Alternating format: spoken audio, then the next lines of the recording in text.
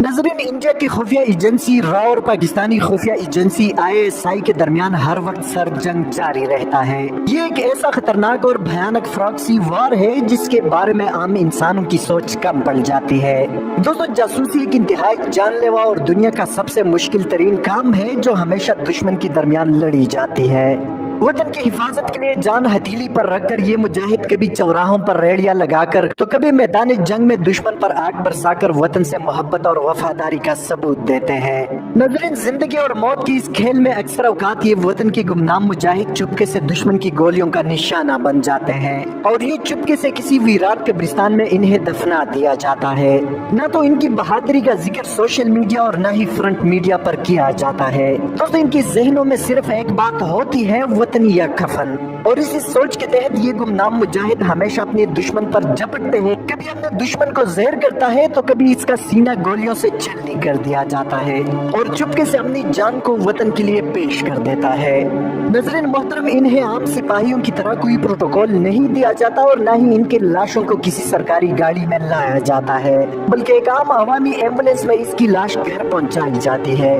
दोस्तों, कभी कभार तो ऐसी जगह इनकी मौत होती है कि इन्हें दफनाना भी नसीब नहीं होता, लेकिन ये सब जानने के बावजूद ये दुश्मन पर झपटते हैं, लड़ते हैं, या तो मिशन में कामयाब और या शहीद हो जाते हैं। दोस्तों, आज की कहानी भी एक ऐसी ही नौजवान के बारे में है जो एक खास मिशन के तहत उसे हिंदुस्तान भेजा गया।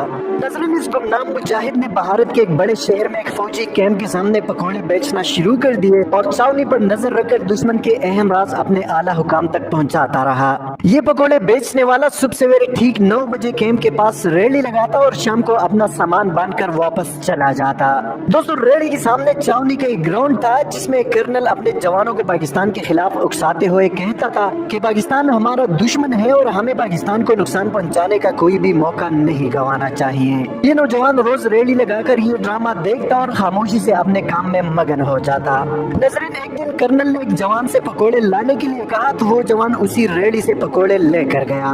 कर्नल साहब को पकोड़े बहुत ज्यादा पसंद आए और फिर आहिस्ता आहिस्ता इन पकोड़ों का आदी बन गया। दोस्तों, कर्नल साहब रोज रेडी वाले के पास आता और पकोड़े खाकर तारीफ में कहता कि बाबा जी, आपके पकोड़े इंतहाई जायकेदार और नमकीन होती है।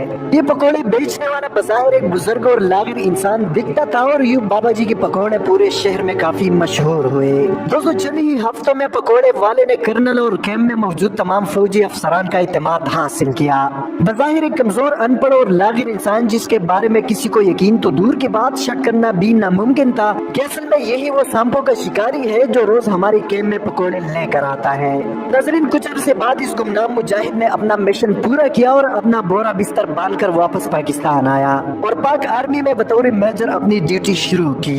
दोस्तों, काफी अरसा गुजरने के बाद इसी मेजर की यूनिट में नौजवानों की कमरों को पेंट करने के लिए एक पेंटर आया था। फौजी जवानों ने मेजर के सामने इस पेंटर की बहुत तारीफ की, कहा कि पेंटर बहुत तेजी और सफाई से पेंटिंग करता है। नजरीन मोहतरम, इसके बाद मेजर साहब ने उसी पेंटर से मिलने की ख्वाहिश जाहिर की। जैसे ही मेजर ने पेंटर से हाथ मिलाया तो मेजर ने पेंटर से कहा कि शिकारी खुद शिकार होने आया है, जिस पर पेंटर ने कहा कि सर मैं समझा नहीं। इस पर मेजर साहब ने जोरदार कहकहा लगाकर कहा कि नमकीन पकोड़े नहीं खाओगे क्या? मुझे भी आप ही की तरह नमकीन पकोड़े बहुत पसंद है। पास में मौजूद तमाम फौजी हैरान थे, इन्हें नहीं मालूम था कि असल मामला क्या है। तमाम फौजी जवान कभी मेजर की तरफ और कभी पेंटर की तरफ हैरानगी से देख रहे थे, जिस पर मेजर ने कहा कि मैं ही वो नमकीन पकोड़े बेचने वाला बाबा जी हूँ जिसके नमकीन पकोड़े न सिर्फ आपको बल्कि पूरे शहर को पसंद थे। दोस्तों, ये पेंटर दरअसल वही कर्नल था जो रोज पाकिस्तान के खिलाफ जहर उगलता और फिर बहैसियत एक रॉ एजेंट पाकिस्तान में आया था। दोस्तों, आज की वीडियो में इतना ही। मजीद इस तरह की मालूमाती वीडियोस के लिए हमारे चैनल को सब्सक्राइब करना मत भूलिए।